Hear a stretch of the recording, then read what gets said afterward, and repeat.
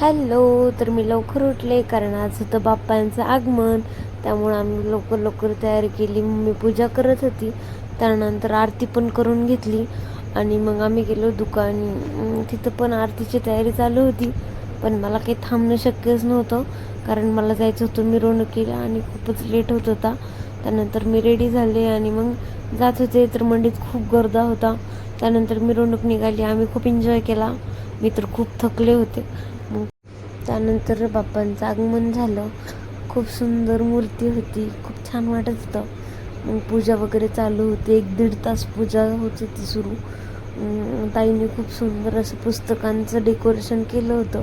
खूप छान वाटत होतं आणि मूर्ती पण खूपच भारी होती, इको फ्रेंडली होती. मग प्रसाद खाल्ला, आम्ही निघालो घरी. जाताना तर मूर्ती पण दिसत होत्या खूप छान छान. त्यानंतर आम्ही घरी जाऊन गेलो पाणीपुरी खायला. पाणीपुरी खाल्ली आणि मग असंच फिरत फिरत सहज प्लॉटवर एखादी चक्कर मारली आणि मग नंतर येत होतो तरी इथं मिरवणूक चालूच होती. पाऊस येत होता म्हणून लवकर घरी आला. तर असं होतं माझा आजचा दिवस. तुम्हाला कोणता गणपती आवडला हे नक्की कमेंटमध्ये सांगा. भेटूया नेक्स्ट व्लॉगमध्ये. बाय.